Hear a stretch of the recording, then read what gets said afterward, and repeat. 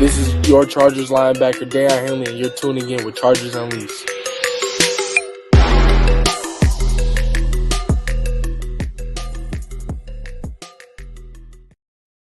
Welcome to another edition of Chargers Unleashed. Jake Hefner and Daiyan Wolkenstein here with you from the LAFB Network. If this is your first time tuning into the show, make sure to hit that like and subscribe button on YouTube. You can also follow us on Facebook, Twitter, Instagram, Spotify, and Apple Podcasts. Daiyan Wolkenstein.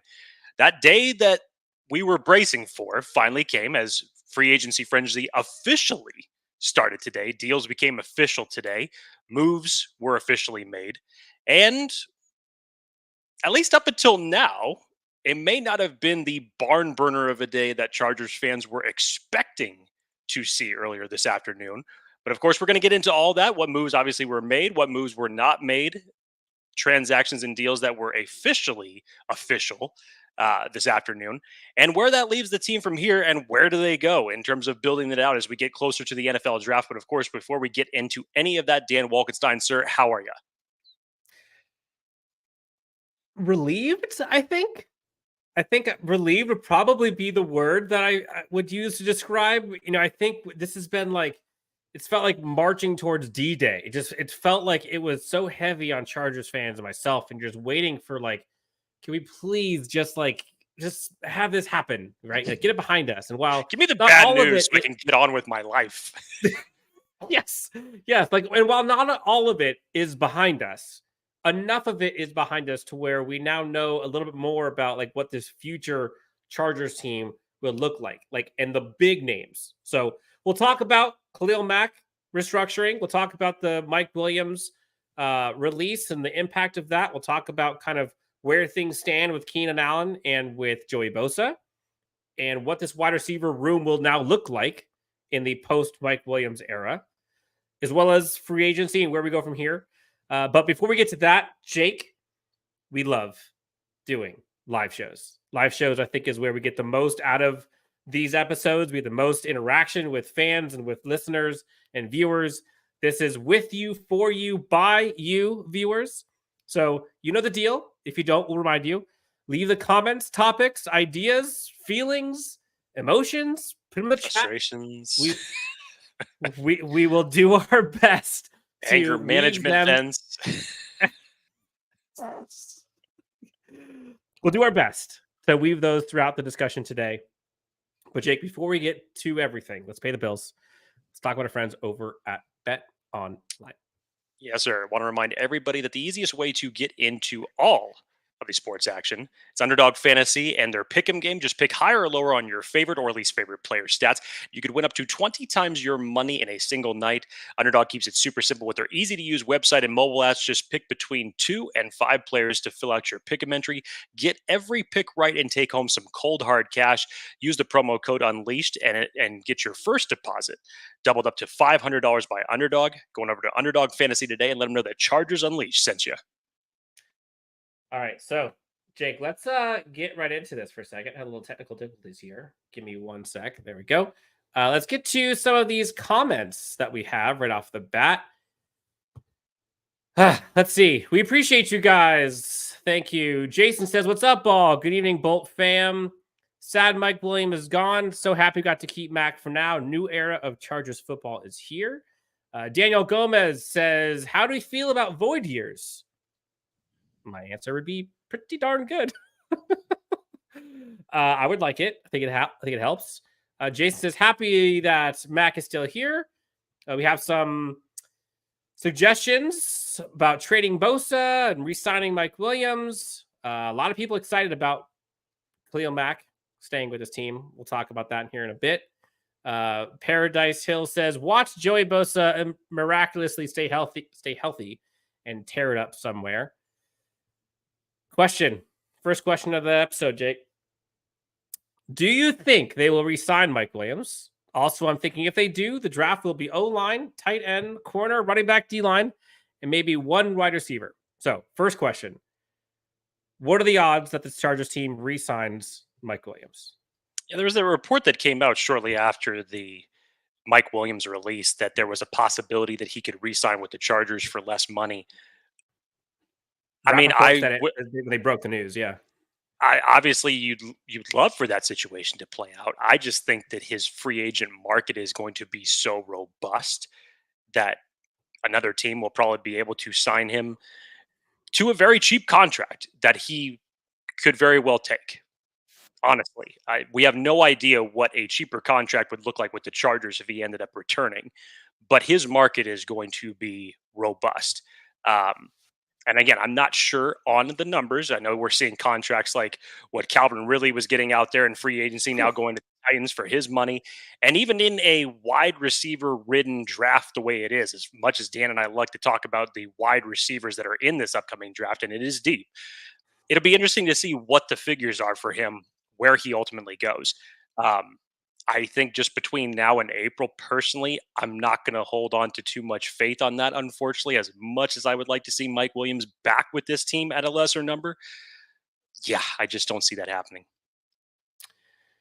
Yeah, I will say, like, there's a reason why Mike Williams was released. And you look at the numbers, and I know Calvin really honestly got more than I thought that he was going to get. But look at the per year numbers of Calvin Ridley. That's like 10 million less than Mike Williams' current contract before he was released. So, like, Mike Williams isn't going to get what he was signed up for with LA. Now, the question then becomes, like, will the Chargers sign Mike Williams to 20 million a year? I don't know. I don't know if that's healthy. And a part of me thinks it's probably best for them to just like move forward and kind of just with the new era of Joe Ortiz and Jim Harbaugh, the type of offense you want to run, like make this their own vision. So I don't think that there's a good, like a high likelihood, but there's a chance because I tweeted earlier, like he has familiarity with Justin, with Keenan, and with kind of the offensive players they have on this team. And when healthy, he is elite at what he does. And there's probably no one better at what he does well than him. It's unfortunate he hasn't been able to stay healthy. He's had kind of injuries throughout his career, but I don't think that it's a high likelihood.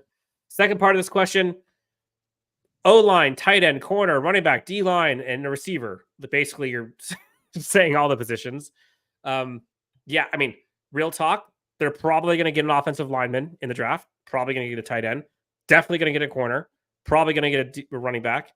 D-line, they have to, I would think. And we'll talk about this in a bit.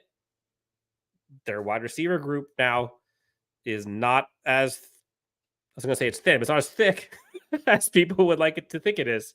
So it's a tough day. And I do, Jake, I think we should just talk a second about like, before we get into the rest of the stuff, like shout out to Mike Williams. We've had him on the show here several times. Jake, let me just ask you, or Chargers fans, like when you think of Mike Williams, is there like a play or a time or a game or two that come to mind that were your favorites of his? Yeah, I think it would be at the top of the list of many Chargers fans. You got to go to the Kansas City game. You have to. Pulling off a win like that in that type of a fashion to Mike and to do it on a 2-point conversion, basically just where it was just like, no, screw it. We're going for the win. We're not giving these guys any more chances. Just to, again, when Rivers was the quarterback and you had this offense the way it was, and this was kind of Mike Williams starting to like really take over that spot. That's what we kind of expected of Mike, was right around that time when he started producing like that. And I remember that game. I remember where I was. I remember who I was watching it with. And to see all of that play out. And ultimately, that was a game that helped lead the Chargers to the not to the Super Bowl, to the playoffs that year. And it was just a wild atmosphere to watch everything like that play out and to have the game winner come at the hands of him. And the fact that they ended up executing that play a number of different times against the Chiefs after that, just very, very soon afterwards. It was, he has made a career against the Chiefs. He always seems to show out against the Chiefs, which kind of gave him that reputation. But that's probably the one that sticks out in my mind. I know that the catch that he had against the Titans a year ago was a big one along the sidelines that helped the Chargers win that game. And for the game-winning field goal. You could go back to the Raiders game that was at the end of the season where he wasn't 100% healthy, but ended up putting up 111 yards in that game. I mean, he was critical for the Chargers to even be in that game, for as strange as that game ended up playing out, because the Chargers just seemed so snake bitten in a number of different ways, and he was one of the few bright spots of it. So there's a lot of memories that you're going to miss from Mike Williams. You probably wish that it could have been a little bit more productive just in terms of his health.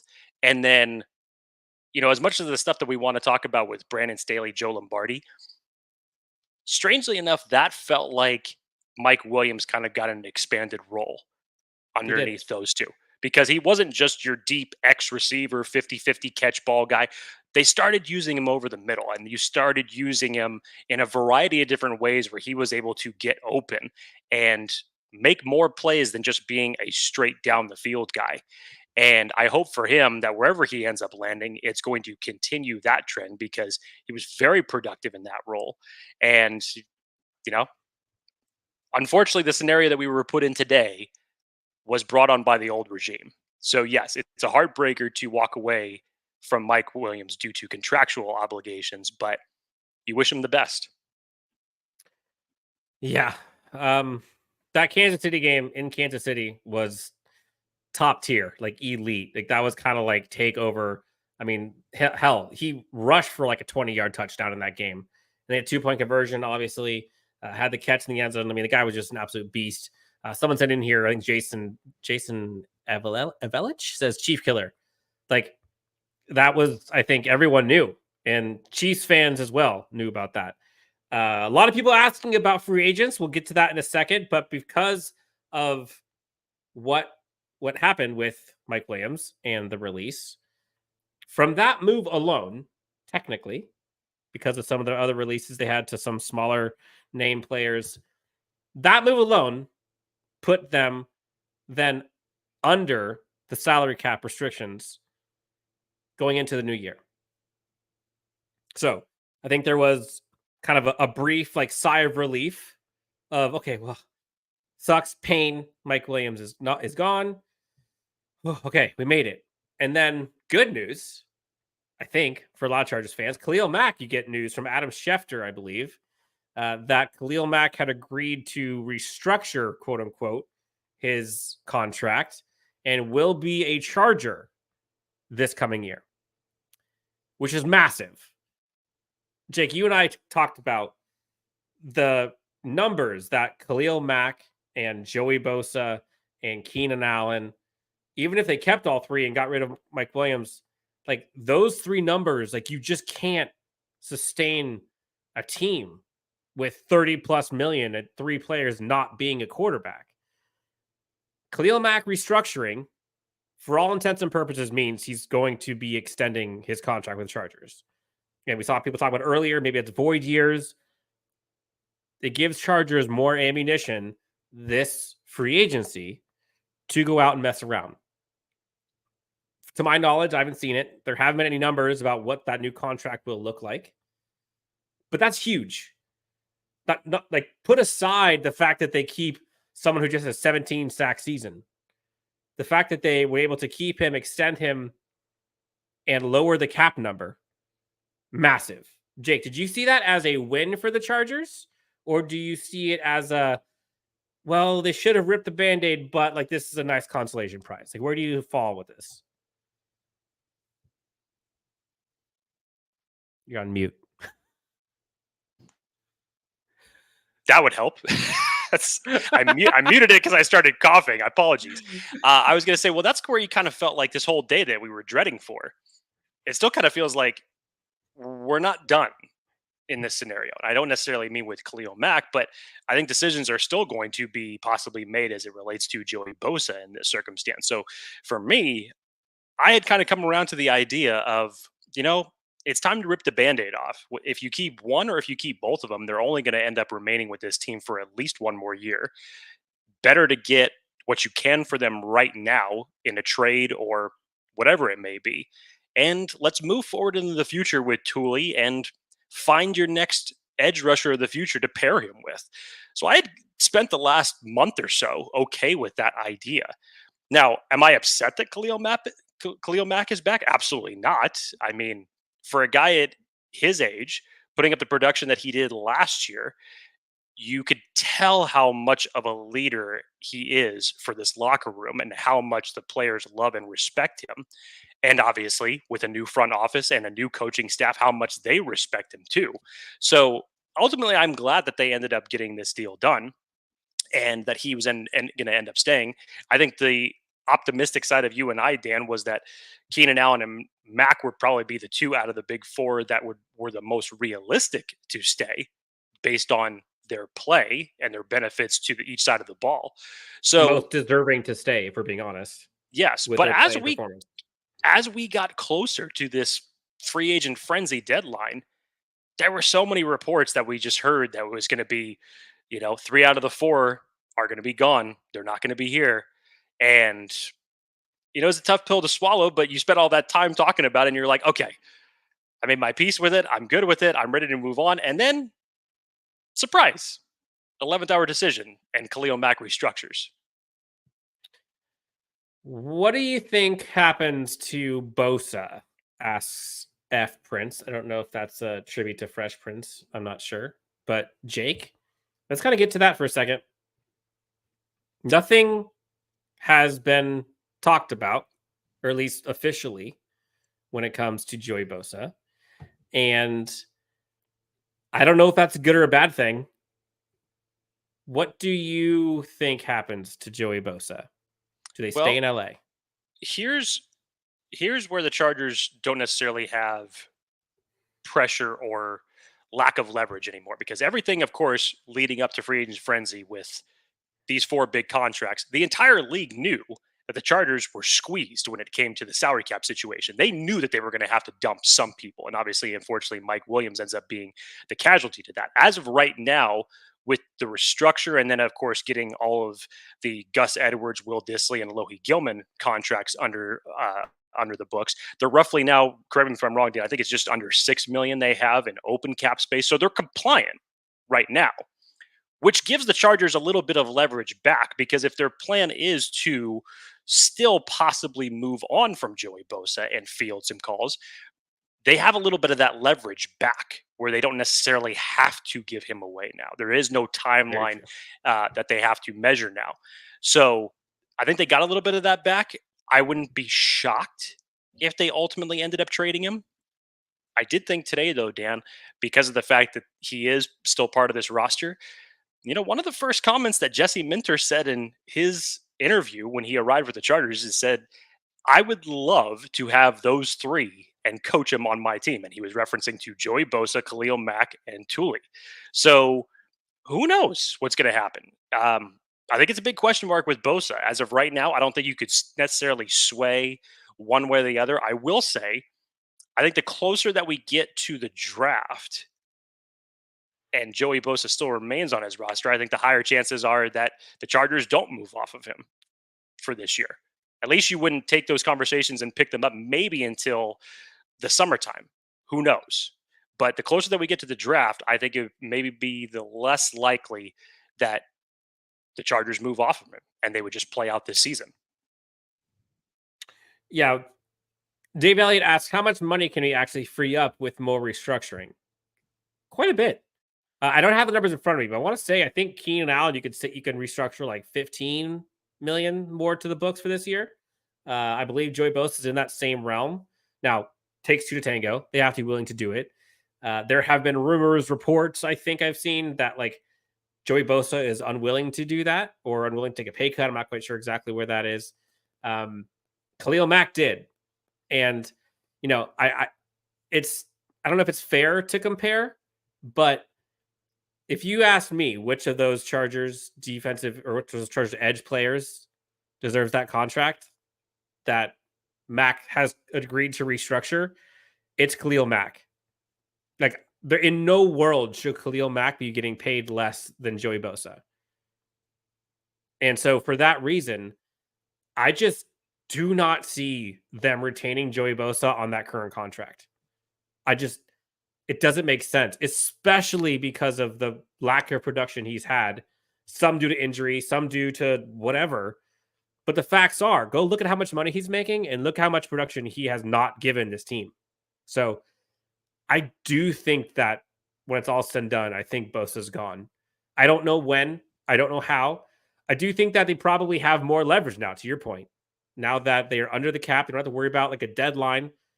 Although there are reports, Albert Breer came out with this, which I think this is some nuance to keep in mind. So this is the news that he put. So Khalil Mack's in. I'm reading this quote. Khalil Mack's in. Mike Williams is out, and the Chargers are under the cap. So 4 p.m. is no longer a hard deadline, but 2 more deadlines are looming. Joey Bosa is due $7 million roster bonus on Friday. Keenan Allen is due a $5 million roster bonus on Sunday. So Joey Bosa is going to get $7 million more Friday. Keenan Allen, $5 million more on Sunday. So those are probably the next dates to kind of look at for if they pay those. Though I think the more you get towards the draft, like I honestly don't know. I don't know if they gain more or lose more leverage. I think Keenan gets restructured. Joey Bosa, it seems like, is not willing to. And if I'm the Chargers, that's kind of my answer. Do you think that it would be stupid to just cut him?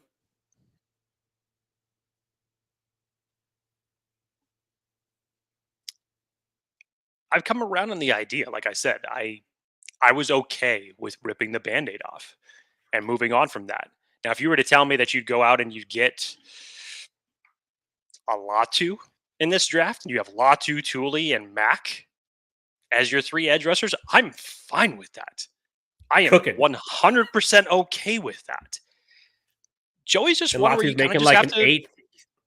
Yeah, I mean, you have to think about it long term, and you have to remember that this is a new regime. And where is that money going to get you a year from now? What's the value going to be if he possibly gets hurt again? And I hate to say that, but we've now had 2 consecutive years where Joey has been able to stay healthy for a full season. So you do kind of have to weigh a little bit more of the options. Where it's Mack, is an older player, but he has shown over the past 2 years that he's been able to stay healthy. And maybe, as someone had mentioned in the commentary, maybe that changes with Ben Herbert coming in. It's changing the dynamic as the strength and conditioning coach for this team. Maybe that changes. Who knows? But I still think from the Chargers standpoint, what they needed to get, if they ultimately end up trading Joey Bosa, was some leverage back. And in this circumstance, they did. So to your point, maybe that is the next deadline that the Chargers are looking at specifically, not necessarily to other teams, but that roster bonus. Does that mean another restructure for him? Does that mean that they're going to try to find a trade partner for him before Friday and not have to be obligated to paying that? Does that mean that they ultimately end up cutting him? Who knows? I still think that this front office has decisions to make in that circumstance, but at least they were able to get cap compliant today and take a little bit of the pressure off. Salvatore Lucas says, cut him. He's not a team leader. He's injury prone and only shows up against weak teams, never shows up against the Chiefs or the Raiders. Paradise Hill says the price goes up on Joey Bosa after the bonus and after the draft. After the draft, maybe. But that's a long time to I'm not sure how the Chargers choose how they draft if they keep him on there. That's a lot of variables. Just wait till after the draft. Thomas Costello, think both will be gone too. Also looking for better from QJ and Darius Davis in the offense. Speaking of Darius Davis, Jake, this Chargers wide receiver room looks a little different now without Mike Williams. And I think it's time to kind of have a hard look at kind of what this Chargers room is going to look like and what they possibly need and don't have anymore. Currently, your Los Angeles Chargers wide receiver room, Keenan Allen, Josh Palmer, both of which I love. I actually really like Josh Palmer, and I kind of hope that they maybe extend him, honestly, because I think he's the best games ahead of him. Quentin Johnston, we've talked about subpar rookie year. Maybe this new staff can kind of help bring him in. He's talked about how he's fueled and he's motivated and he's doing all the work and stuff. Good for him. But so far, left a lot to be desired in his rookie campaign. And then Darius Davis. That's your rookie room. What do you not have, Jake, in this rookie room, or excuse me, in this wide receiver room without Mike Williams? This will be music to your ears, Dan. How about speed, explosiveness, things that we believed that the Chargers were going to be trying to get in last year's wide receiver class. Unfortunately, that didn't end up panning out. The scary part about this image that's up on the screen, Dan, is it kind of, you know what it kind of reminds me of right now, just looking at it? It reminds me of the original Back to the Future. Because essentially Josh Palmer and Keenan Allen, you could just slowly start to just fade those pictures away. Because remember, both of them, Joshua Palmer's contract is up after this upcoming season. Keenan Allen probably only stays with the team one more season. So just think about this. Your wide receiver room will only possibly look like this for one more year. And the guys that you will have remaining on your contract are the two guys in the middle, and Darius Davis and Quentin Johnston. That should signify the need for a wide receiver in this draft, if nothing else, for the Chargers to prioritize. Now, do they prioritize this at 5? Do they prioritize it with the trade down? Do they prioritize it in the second round? Who knows? There's a whole bunch of different directions they could go, but there is no way, zero, that you could tell me that they cannot go and land a wide receiver within the first 2 rounds. ZX Zealot says, I think they're going to bring back Mike and run it back on a cheaper deal. Jake, what would be the cheaper deal that you'd be okay bringing Mike Williams back on? Realistically. I'm not saying like a vet minimum. He's not doing it. I mean, it's funny because when Mike Williams signed his new deal previously, like 3 years, that was $60 million basically. And that was a bargain considering what other wide receivers were getting at that time. So he's 30 now. I don't know what type of a deal that you'd possibly look at. Maybe a 2-year deal at most, at a much lower cap hit if he's willing to take it, depending on what his market is going to look like. Because I'm assuming that maybe some teams will probably give him, given the injury history, maybe a 2-year deal. Just depends on what the numbers are and what you want to throw at him. Other teams will probably give him like a 1-year prove it deal. But regardless, he's going to have a market. So I'm not so sure, given the Chargers' current salary cap situation, how you'd possibly be able to do that. I'm not sure. Like, what would the number be? Honestly, like 10, 15. Like, are you doing like you're not doing maybe 20, maybe probably, you're right? maybe you're doing a 1-year deal at 10 or 15 possibly. And to me, in order to make this work for all the rest of the needs that you still have on this roster to build out from, to me, if Mike Williams were to return, I don't think that Joey Bosa would be part of this as well. I still do not see how you can keep all 4 of them in that circumstance. I don't. Even at a lower cap number. I feel like, especially since you had mentioned, he wasn't, from the reports we've heard, maybe he wasn't willing to restructure. So do you trade? Do you cut? We haven't seen what the final numbers of Mack's restructures are yet to figure that out in terms of how much cap space that's going to open up. But yeah, to me, it would still be difficult to keep all 4 of them. Yeah, and a part of me just... Neighbors at 5, Joseph DiMartini wants me to scream. I have a hard time believing that this coaching staff and front office is going to want to run it back after a release when they are trying to build this team into what they want. If he was what they wanted, they would have found a way to have him stay in a restructured contract, extension, whatever. That's just kind of the reality of the situation. Now, Neighbors at 5 or trade down, best option in my eyes, says Joseph DiMartini. Like, here's kind of this is the struggle that I think pre-NFL draft, basically end of season, till the NFL draft. A lot of people, you hear about people talking about like this circular, internal discussion where, for me, for example, Jake, like as soon as I saw Malik Neighbors and started watching more and more of him, I'm like, that's him. That's who I want. Like, please. This was back when the Chargers were like, in 11th or so in the draft. Not happening. Then they get to like 7 or 8, and you're like, yes. And then they get to 5. You're like, oh, dude, let's cook. We had Brett Coleman on. And if you have not listened or watched that episode, I highly recommend that you tune in and listen to kind of his rationale behind why you do or do not take certain players or positions given what this Chargers team needs and given the new staff. The one point about taking a tackle, and I know I'm already dodging all the, the shots fired.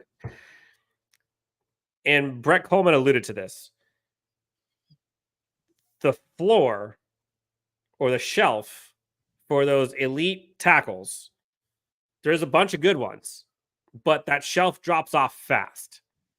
And the drop off from tackles in round 1 to tackles on day 2 versus the drop off of those receivers on day 1 versus day 2, the tackle drop off is far worse. Far worse. And so if you're going to go receiver, there's a bunch of really good options for receivers in this draft in day 2. Handful, I'd probably say, in day 3. Not for tackles. Not for tackles. And so if you're thinking long-term roster building and construction and salary cap and all that jazz, while I wouldn't be over the moon if they went to Fuaga or Alt or whoever at 5 from a tackle position, it would make sense. If it was me, I'm probably...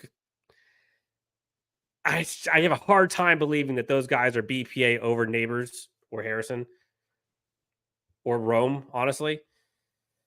But I would understand it long term. I would understand it.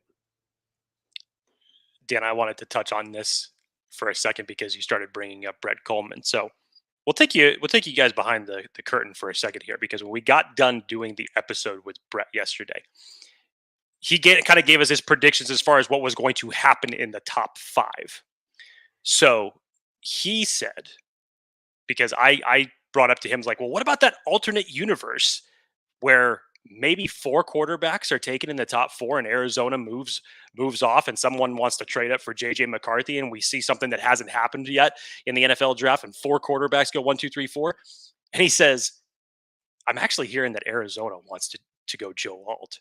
At which Dan and I just kind of sat back in our chairs like, what? Excuse me? And then, of course, today was the absolute biggest tease that lasted about 24 minutes, because when Arizona released DJ Humphries, I think all of the Chargers fandom caught onto that like, oh my God, it's happening. There's going to be MHJ at 5 for the Chargers. And then, no, 25 minutes later, Arizona Cardinals signed Jonah Williams to a deal and just flushed that dream down the toilet, unfortunately. Yeah, but again, I think that was a 2-year deal. So, like, they still could go Joe Alt. Like, they still could.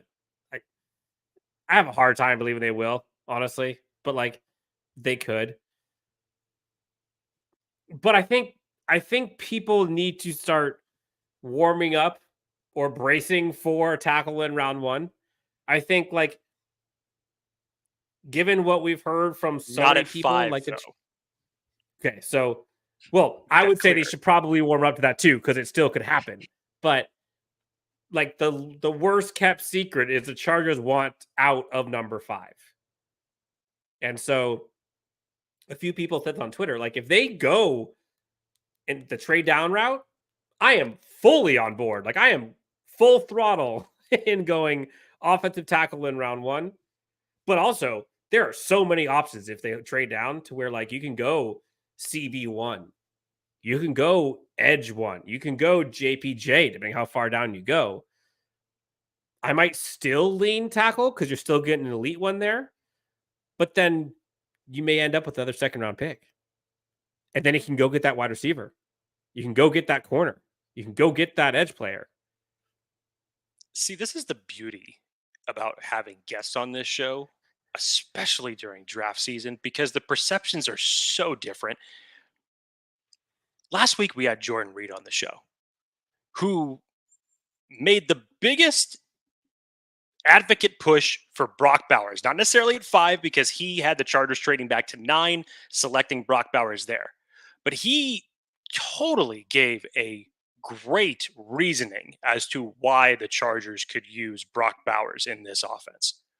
And he didn't believe the whole notion of the tackle for the Chargers at 5. And of course, brought up all of the differences like, well, for every guy that transitions, it's not always the smoothest transition. Look at Evan Neal when he went from the left side to the right side, and he brought up all of those points. And then you get to Brett, who just has a completely different idea as far as what the value of it is. And I wouldn't even say that necessarily either of them are wrong, but this is the great reason why it's awesome to talk NFL draft. And DJ's very much on the offensive line, whether it's at 5 or the way for the Chargers in general. His kind of dream scenario would be the Chargers trade down, they get Fuaga, they put Fuaga at guard, Pipkins at right tackle, move Fuaga back to tackle after the year. All three of these guys are brilliant minds in NFL draft and roster construction. All three of them have different ideal situations or scenarios, but all three of them value the offensive tackle. And from what we are hearing, from what I have heard and what Jake has heard, inside the Chargers fan base is so much more the neighbors or Roma Dunze or hell, just receiver at 5 than anybody in NFL circles or in the NFL thinks. Other franchises do not think that the Chargers can go receiver because they have a ton of other holes they got to fill. Take it for what it's worth, but that's what we've heard. Billy Silverman, Jake, $5 donation. Thank you so much, Billy. Up to the top you go. Do the moves they've made make a trade down more or less likely? Or does it change it at all? I don't think it's changed at all. The expectation, you'd hope, is that you've got your trade partner in your sights there at number 11 with the Minnesota Vikings. Now, depending on what the Giants do, so this is where it's going to get interesting because you needed some type of competition. And as Brett said yesterday, there's not much competition behind the Vikings because that's your interdivisional rivals in the Broncos and the Raiders. So you're not going to, one's not going to want to send picks to the other for a benefit of a higher round pick and possibly giving him a quarterback. So do the Giants, do they want that quarterback if he happens to fall to them? If it happens to get past to the Chargers at 6, do they want it? Is Minnesota going to jump them? Giants, unfortunately, don't have that much bidding power because they just gave a second round pick in a trade for Brian Burns. So they're already below draft capital. But I would think that there is a possibility that makes it more enticing for Minnesota to trade up now. And so, yeah, I don't think that it's changed. I still think the goal of the Chargers is to ultimately trade down, accumulate more picks because of the holes that still today remain on this roster. You still, even though you found the problem or the issue to your blocking tight end, you solved that issue for now. You still don't necessarily have a tight end one. Donald Parham, as much as I love him, hasn't proven that he could be that guy yet. You're still going to draft a running back in this class, even though you have Gus Edwards penciled in as RB1 now. You still need to fill out that stable because you don't know what you have with Isaiah Spiller because he wasn't played in the old regime. You don't know what you have in Elijah Dotson. So, yes, if it's me, I think the trade down scenario hasn't changed. I still think it's priority 1. And the best thing would be that you get the Danny special that Dan loves to talk about and you trade down twice. Hell. Talk dirty. Talk dirty to me. Talk dirty to me. Oh my gosh. If they trade back twice in this draft, man, I am going to be on cloud 9, sipping something dark and with my feet up, Jake, at your house. And I might have to get a cigar. I might have a cigar for that damn day. Mighty, we got a bunch of people asking about spoiler alert, Dan. Spoiler alert! You're giving away the answers already to the test. My bad. There will be a plenty. Okay. We got a bunch of people asking questions about this. Mighty asks, where do y'all put corner on our team needs list? 1 through 5. Jay, where would you rank the cornerback position as far as a priority for this team? I would retort it back with, when was the last time that you looked at the Chargers depth chart in the defensive secondary? Because there's a lot of empty space back there. You need a CB to go across from Asante Samuel Jr. You may even go to, who knows? Jasir Taylor, is he your answer at the slot corner? I don't think that he proved that last year. Dean Leonard, as a 7th-round pick, I don't think he's elevated his play enough to where you could trust him with starting time. So Dan and I have talked about this. Hell, even if it's in a trade scenario, Terrion Arnold, Quinyon Mitchell, Nate Wiggins, who I'm a huge fan of out of Clemson. I don't see how you don't come out of day 2 without selecting a corner. I just don't see that happening. It is such a huge need for the Chargers. And see, and this is the part that I think people just forget sometimes. It's like we're all so enamored by like the wide receiver and the shiny toys. But damn it, dude, like this team can't stop a nosebleed on defense. Like they have no corners on the outside. Like literally, they don't have an outside corner right now unless you're banking on Dean Leonard being your savior. They don't have money. They're not going to go get a top tier one in free agency, so they're getting one early in the draft. I can almost guarantee it. I'm more bullish on them getting a corner early in the draft than a wide receiver by a long shot. Because, fun fact, Jesse Minter's defense is a priority for this team. Jim Harbaugh's team wins on defense. Jesse Minter was brought in to have a freak show defense. And again, Brett Coleman talked about this yesterday. The types of players and the type of scheme and the type of tenacity that this defense is going to look like under Jesse Minter, it is not on the team right now. The secondary corners specifically, I might argue, is the biggest need for this team in terms of like what will translate to victories next year.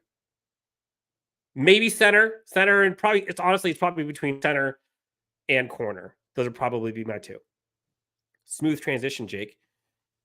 Devin Herrick, $1.99 donation. Thank you. JPJ at center. There doesn't seem to be many options. Brett Coleman again was describing the unicorn that needs to be on this Chargers team in order to do what Greg Roman does with the offensive line, and was describing JPJ. If it's not JPJ, I mean, that is, I think, I don't want to talk for you, Jake, but that's our ideal guy. But if it's not JPJ, or other centers, and Brett Coleman said there's a bunch of them, but who would be your others that are favorites? JPJ, to me, fits the mold perfectly, obviously, for what Jim Harbaugh wants to do. If we're talking about everything prioritizing and running the ball and getting back to a physical offensive line, the next guy that comes to your mind immediately should be Will Frazier, because he fits that bill too. Because of his high school wrestling background, Dan, I will keep repeating myself on this. If Frazier had not gotten hurt, I believe that he and JPJ would be contending to be the first center off the board. I think both guys are absolute maulers in the run game. They are great for the system that Greg Roman and Jim Harbaugh want to design and what they want to implement going forward. And like we mentioned on the last live show, Dan, can you just imagine, whether it's JPJ or whether it's Frazier, the fact that they would be learning under the tutelage of Nick Hardwick? Yes. God, that sounds like, yes. Jeez. That is, it's a beautiful thought. And I am very bullish on the center class. I think the center class deserves a little bit more, glimmer than I think that it has been put out there, because I still believe that there are centers that you could get in, round 3 and 4. Maybe not as productive and maybe not exactly what you need for Harbaugh's offense in this circumstance that would fit as perfectly as JPJ or Frazier. But I still like this center class a lot. I think it's very underrated. I agree. Forgotten Lolcow says, I've been advocating for trading down since we locked in the 5th overall pick. Look, dude, you're way behind Jake. Jake's been advocating for trade down since the 1900s. That's what it feels like. And then, of course, the football gods choose to put us in this situation where could it be Marvin Harrison Jr.? Could it be Malik Neighbors? And that's the time that you're going to tell me that the Chargers are going to trade out of that pick? The football gods are a fickle bitch. They are. God. Khalil comes in here with a good point. You don't need a Ferrari to win the Super Bowl. You just need a bull. Now, I would argue you have a Ferrari already with Justin Herbert. Like, that's never, like, I get so heated when I hear about, not necessarily what Khalil's saying, but like the idea that like they have to go out and sign all of these like blue chip free agents, or they have to have all of these insane weapons everywhere. Like, that's not how football championships are won. Like, they're won with depth, and they're won with collectiveness and togetherness and a shared vision and toughness and physicality and imposing wills. And it's not window dressing. It's not finesse. Go watch what happened to Miami this last year. Like, there were Ferraris all up and down that roster, running by everybody. Put them in a grudge match with the Bull in -6-degree weather, -6-degree weather. They get the brakes beat out of them, and they don't have a chance. Like, at some point, you have to punch somebody in the mouth in the NFL. Ferraris don't do that. So, while it would be sexy with a Malik Neighbors on this team or Roma Dunze on this team, I don't think that those two players put this offense over the top. Like, that's not, oh, now they're going to win a Super Bowl because they got one of those star receivers. Like, no, it would be great. It would be awesome to have Justin Herbert get his guy for sure. But we just saw in Michigan, like, they don't care how you win. They just win. Like, JJ McCarthy didn't have crazy stats. Blake Corum didn't have crazy stats this year. And they've all talked about, like, they didn't care. It was about winning. That same philosophy will happen here, in my opinion. A couple corners. People are all in the chat about corners they love. Mike Sanders still. A bunch of people talk about him. Max Melton. Cooper DeJean. I'm waiting for him to test. I'm so bummed that he could not test at the combine. I understand the injury. Everything's looking good for him to test at his pro day, but you just talk about one of the more athletic DBs that could basically just do it all. Like, take your pick on where you want to play him. I'll just be so interested to see those final numbers when he ends up running. Who, Jake? Let's maybe give me like 3 names: day 1, day 2, day 3 for corners. For corner. If they trade back, let's say they trade back in like the probably not 8 anymore. Let's just say between 10 and 15. Who are the corners that you'd be like, yeah, day 2, then day 3? Terrion Arnold and Quinyon Mitchell are right in that vicinity. I've loved Quinyon Mitchell since December, and all he has continued to do is just break my heart from the standpoint of me knowing that he's not going to be there in the second round. Obviously, he has just done everything right since the testing process began, and his draft stock is just absolutely rocketed. I still believe he has the best instincts out of any corner in this class, but Terrion Arnold is just, he's just a dog, man. He's got everything that Jesse Minter would want for a corner to be in his system. It's just, it would be a perfect fit. So those two, you'd obviously have to go in that scenario. If we're looking in round 2, I mean, God, is it possible, Dan, that Max Melton has elevated his draft stock enough to where he could end up going in the second round? I mean, who knows? You go through some other ones in the later rounds. I really like Cam Hart and Kyrie Jackson, 2 big-bodied corners, both 6'3". I like the way that they played the game at Notre Dame and Oregon, respectively. Ennis Rakestraw, I also like the way that he plays the game. His testing numbers were not the best. Still was more on the underside and running a 5 or a 4.54, but didn't have the type of testing numbers that we expected. And for him, he's still playing catch up because, he didn't end up making the Senior Bowl.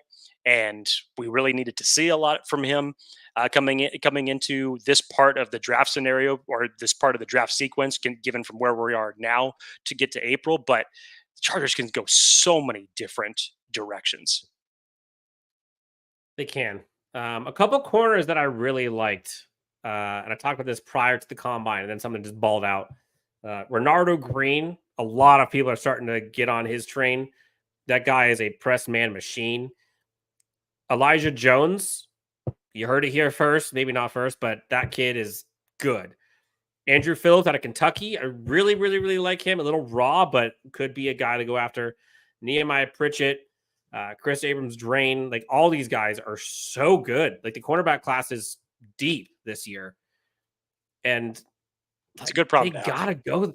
They gotta go that route. They gotta go that route. So, what pick? Asked Frank Blakely.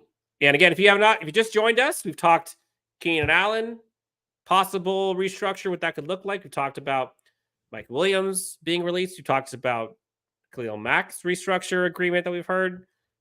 Joey Bosa, TBD. We're taking questions, comments. If you have questions, topics like us to discuss, put them in the chat. We'll do our best. I think we've kind of hit the Q&A portion here. Frank asks, what pick would we need to trade down to in order to pick corner in the first round, assuming Arnold? I put like the 10 to 15 range. Jake, do you agree? I say if this is a trade with the Minnesota Vikings and you're at pick 11, this is 100% the territory to take him. The top 10 is going to be offensive heavy. And even with the moves made today, you have Kirk Cousins now the quarterback of the Atlanta Falcons. That could change their whole draft scenario. Whenever the Chicago Bears choose to move off of Justin Fields, that may change somebody else's. But who knows? But it's still going to be predominantly offensive players in the top 10 of this draft. So right when you get around to pick 11, and between picks 11 and 20, that dynamic is going to shift in terms of the priorities that people are going to be targeting. So I would say 11 is 100% there for Terrion Arnold. And I remember, this is a guy who DJ puts as his 5th overall player on his big board. I mean, he loves Terrion Arnold. Loves him. Yeah. Is he your CB1 right now? Yep. There's a bunch of like the Kamari Lassiter. I think he's getting slept on, man. Like, no one's talking about him. Kool-Aid McKinstry, it's like a whisper at this point. Like there's so many guys who have just been like studs that it feels like people are just getting bored of some of these talents. And there's going to be a lot of guys going out earlier than people think, because I think a lot of people are just like forgetting. Salvatore asks, so is Malik Neighbors a trade down? No, honestly. I don't think it's going to be that. There was a question earlier, Jake. I can't find it, but close your eyes, Chargers fans, viewers. Picks 1, 2, 3, 4. Go quarterback, or go anyone but Marvin Harrison. You're on the clock at 5. You're offered a pretty damn good haul to trade back. You are Joe Ortiz. What do you do? I'm going to refer to what Brett Coleman said to us off the air last night, Dan, because he said it best. For everything, if anybody watched that, in terms of anybody who disagreed with Brett's strategy and whatnot, Dan again and I brought this up. If Marvin Harrison Jr. was still there on the board at 5, would you trade down? And he said in so many words, F that whole plan that I just said. I'm tearing that up and we're going Marvin Harrison Jr. I mean, it is extremely tempting to pass up. I mean, you probably have to be, I mean, number one, you'd probably be fielding calls off the hook. Maybe not now that I say that, because, and I say that just because Minnesota may be the only one that's calling up for JJ McCarthy. So for a player in Marvin Harrison Jr., if the Chargers weren't completely sold on it, I feel like you'd be fielding a lot of calls in that circumstance. But it's tempting. It's very tempting to say, yeah, I'm going to stay put and I'm going to take Marvin Harrison Jr. at 5 if he's still on the board. But yes, this is where the football gods just tear me apart because I fully understand what you need to do, and I can't say no to trading back at the same time. Yeah, I think it would cause kind of World War III here for a bit in the chat and with Chargers fans because that would be rough. Literally, I think in the comments, we're like split 50-50 of the people who want to trade down versus stick and pick. And I get both sides, honestly. I get it. I get it. I apologize, Jake. We had a super chat that was not answered. Mighty asks, thank you, Mighty, by the way. Now that we have lost our linebackers, do we draft one or go free agent? By the way, did you see Eric Kendricks said, hey, I'm going to San Francisco? Just kidding. I'm going to Dallas. Yeah, he pulled Josh McDaniels' playbook out of his back pocket and said, hey, I'm going there. Not today. Not today.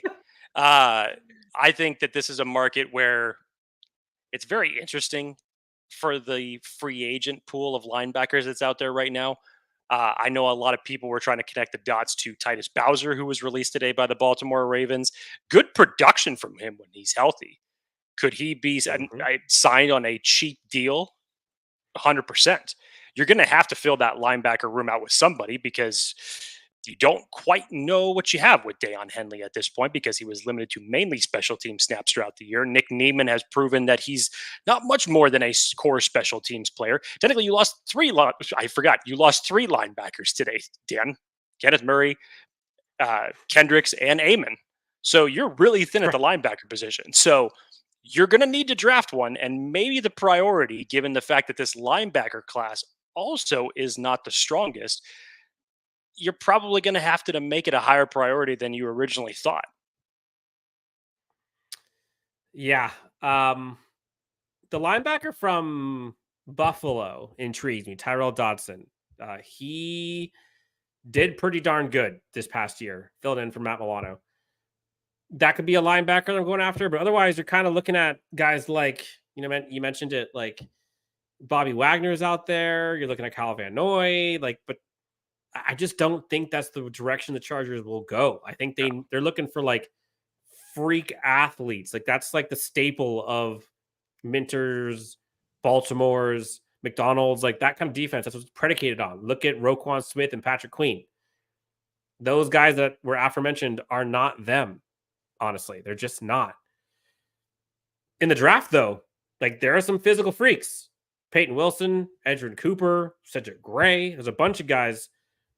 If it was me, if people were asking me, I'm probably guessing that they go in the draft.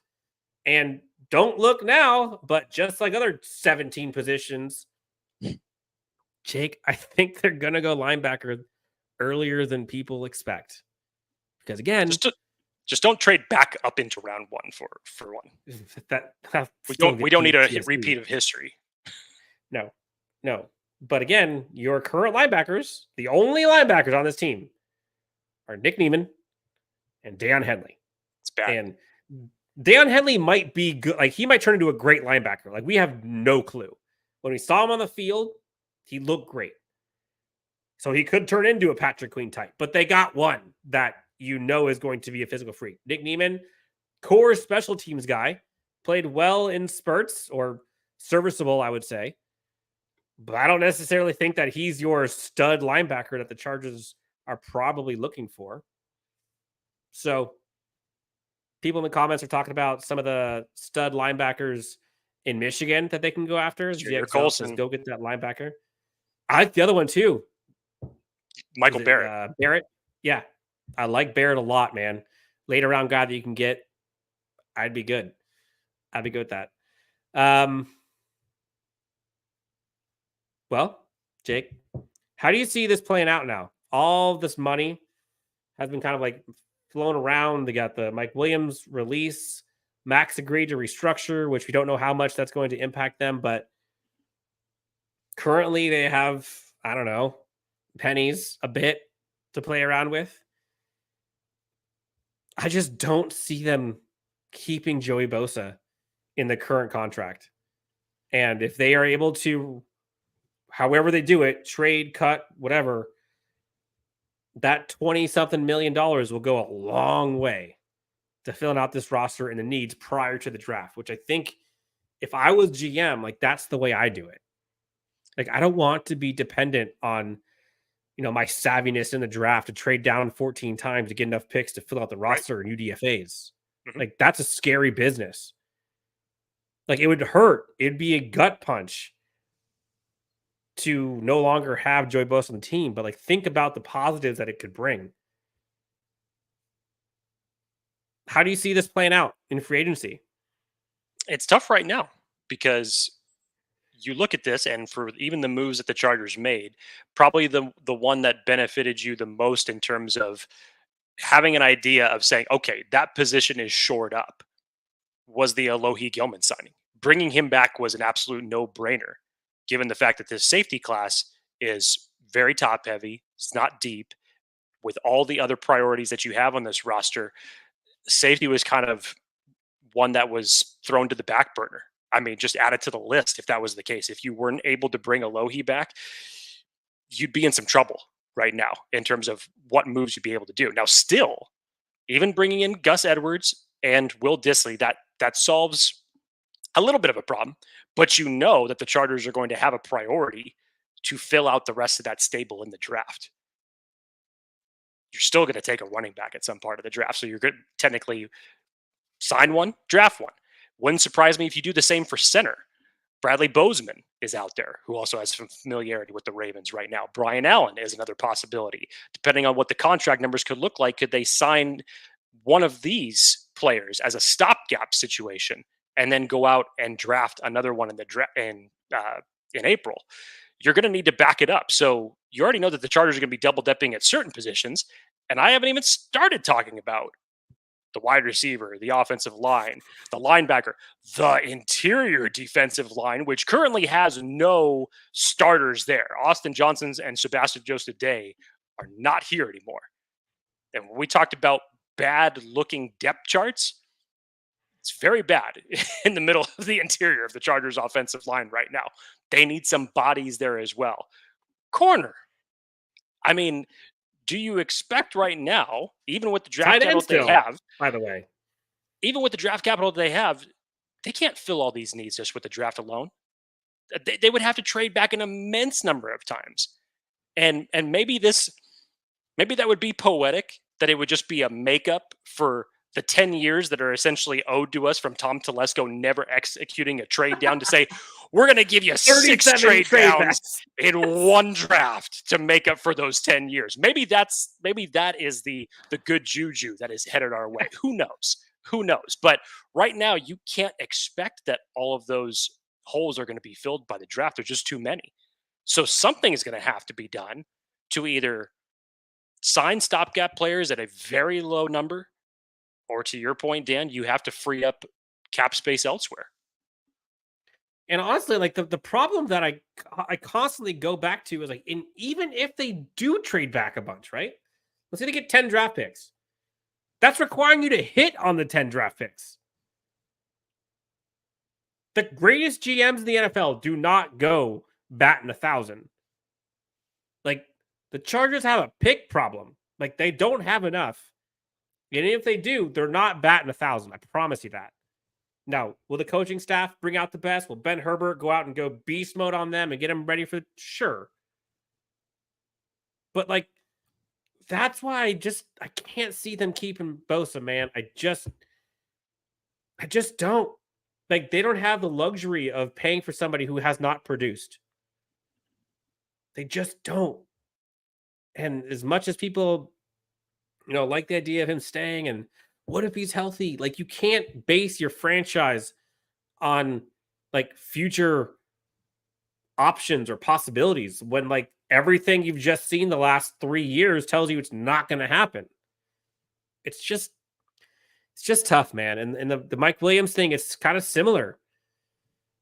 Like, when healthy, insert the greatness, but like the when healthy part's the problem. And I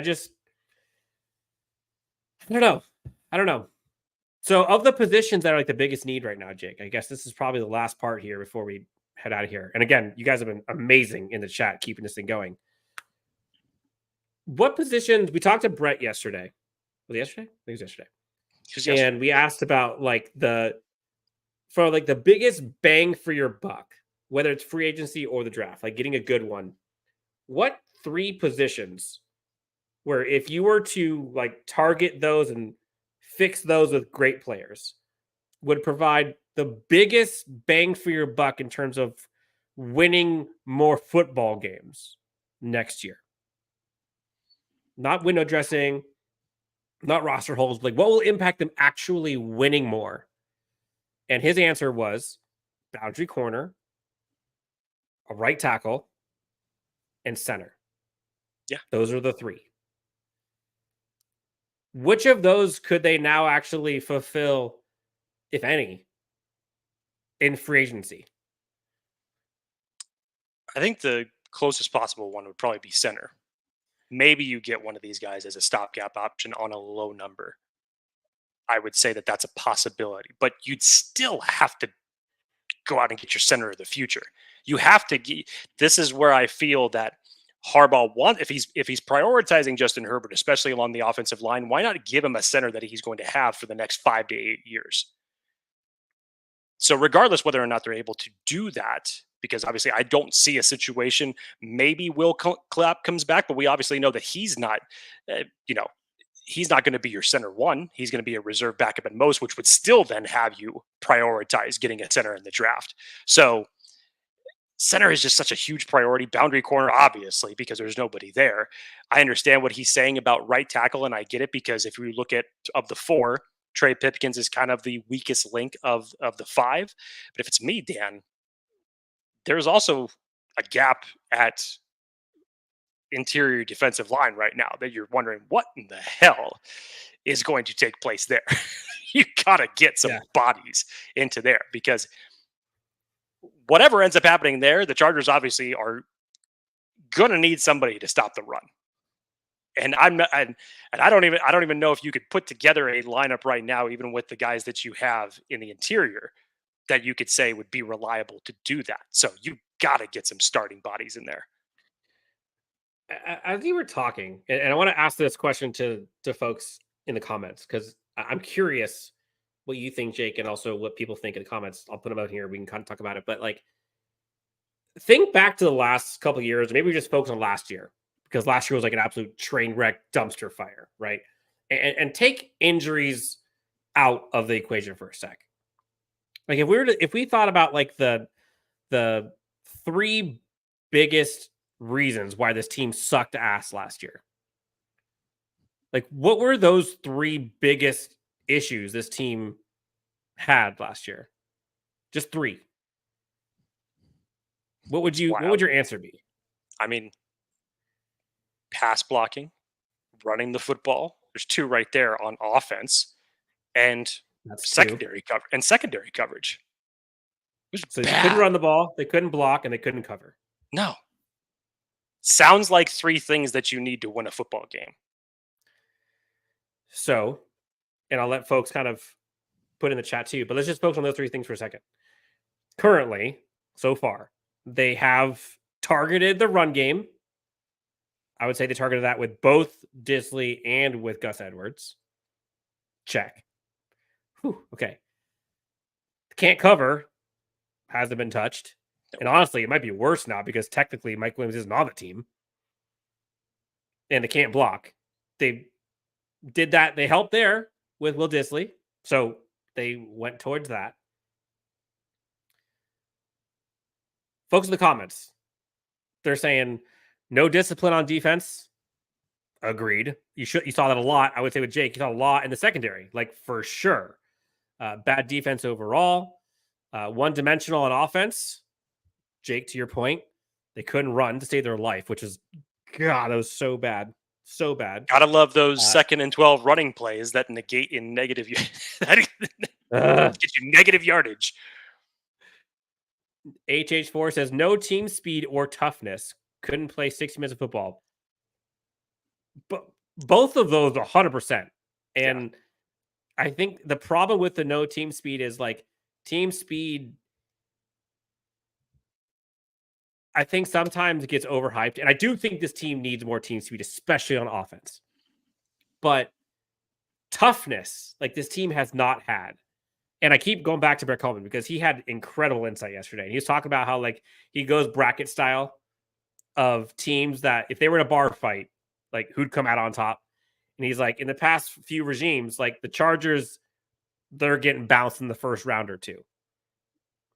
They just were not tough. And they talked a big game.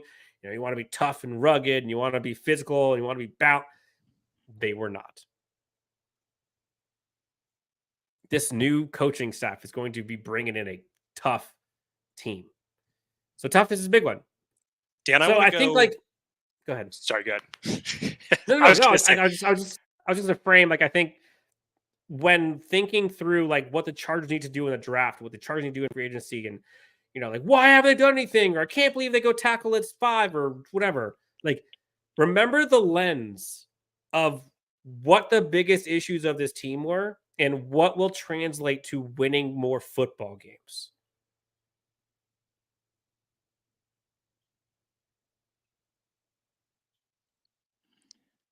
Dan, I want to take the last 7 to 10 minutes of the show just because we have so many people in here. Let's just go rapid fire. I don't care what the topic is. Let's just go rapid fire. Let's answer as many as we can. Guys, light up the chat. Anything you want Dan and I to answer for the next 7 to 10 minutes, let's have it.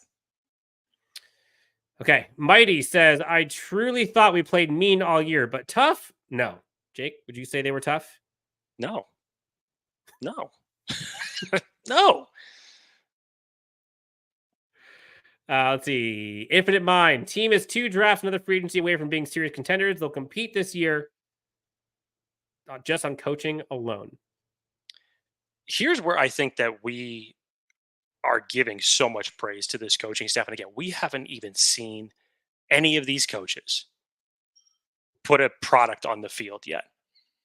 But the weight of a Jim Harbaugh with the reputation that he has for everywhere that he's been and what he's been able to do to those programs, you couple that with the handful of coaches that he pulled from Michigan, the other coaches that he filled out his roster with, familiarity definitely on the offense and defensive side of the ball, strength and conditioning coach in Ben Herbert. You just think that from a coaching standpoint alone, it may not be one of those type of situations, Dan, where, because I have said it for years, that if you have good coaching can overcome injuries to a team, where you can elevate a play as a coach of a second or a third string guy. Now, obviously, you're not going to be able to fill that void completely, but you can fill it enough to where the drop down from the first string to the second and third string is not that bad, where you're not so reliant on it being top heavy with players. I do believe that what this coaching staff is going to get out of this roster, whenever it's all final and said and done, whatever it looks like, I think you're going to get the best versions of this roster. And that's what I'm excited about. Yeah, Jake said it. We're in rapid fire answer mode. So keep those questions coming. Got a bunch here, Jake. So let's go fast here. Francis says, sign back Mike Williams, over under 5%. What say you? I'm putting it under 5% right now, unfortunately. Charles asks, do we move back? When it's all said and done, do we move back? And who do we choose? I give it a 75% chance that the Chargers move back. And take your pick of who the Chargers choose. Whether they're sitting at 9, whether they're sitting at 11, you really can't miss, because whoever it is that they're going to draft is going to fill a big time need for this roster. I'm not letting you off the hook, Jake. Who do they choose? Trade back and the Chargers select? Okay, I'll say who they won't choose with their first choice. You're not going to take a running back, and you're not going to take a linebacker. You probably won't take an interior defensive lineman. Everything else could be fair game. I think it's corner or tackle. That'd be my guess. Corner or tackle, unless somehow like Rome Odunze is there at 11, which I don't think he will be, but corner tackle. Balliet G asked, do you think we can sign Calais Campbell to a 1-year cheap deal? How old is Calais Campbell now? And I don't know if they would do it if they kept Joey Bosa. I don't know. I mean, not to say that the price tag would be huge, but They could. That to me would bring like back ideas of, or the days of Brandon Meebane, where it's just like, okay, that was a nice Or like, stopgap option, and maybe that's what you have to do. But yeah. you need to get younger at a number of these different positions. Mighty asked, do we make the playoffs this year at least? Thoughts? It's a big ask when you have to play in the same division as the Kansas City Chiefs. I think we can all agree, depending on what happens out of the draft, that defensively, at least right now, the Raiders are going to be improved. Depending on what happens with the quarterback situation of the Broncos, I mean, you can't really put anything past the Chargers because they're horrible with division records over the last couple of years. Like, they're either 2-4 or they're 1-5. So you just couldn't trust that over the last regime. And maybe that's partly where I'm kind of just still pulling myself back a little bit. But it's Jim Harbaugh. He's going to make these guys compete. I think he's going to find a way to get them to the playoffs, even if it's a wild card spot for his first year. I think he's going to find a way. I think they get in. I think, yeah. I mean, they won 5 games last year. They didn't have Johnston for the last month. They were crippled by injuries, but there's a lot of coaching and roster malpractice going on. There's a lot of roster depth issues. Like, what could go wrong went wrong last year. And I just don't see, I think this team's like, they're not as far off as people make it out to be. I'll put it that way. Barca to King. How do you feel about Everett leaving? It sucked, honestly. I love Gerald Everett. He got such shade from the Chargers fan base a long time. And I kind of saw it coming because they were not going to pay 2 tight ends, Disley and him, that money. But he was the type of player that, like, he was a dog, man. Like, that guy was a machine. Last year. And I know people, like, the only thing they thought of was like, oh, but remember when he ran that route the wrong way against Kansas City and lost it? The guy was gassed trying to get out of the play. He couldn't do it. Like, whatever happens. He was a bulldozer this last year. Like, dude, the first guy was not tackling him. Nope. He was bouncing off of 2 or 3 guys when he was getting the ball. The problem was he didn't get fed the ball enough, and he should have gotten it fed more, especially when Mike Williams went down. Yep. Kapil asked, will they do training camp differently, more like the Chiefs, start earlier, old school? Given how Ben Herbert is, I know the NFL is different than college, but you hear a lot about how the practices in Michigan were like insane to where games were easier than practice. I don't know if they're going to go that far over, but I do think you're going to see a much different training camp and just a different era of practice with this new staff.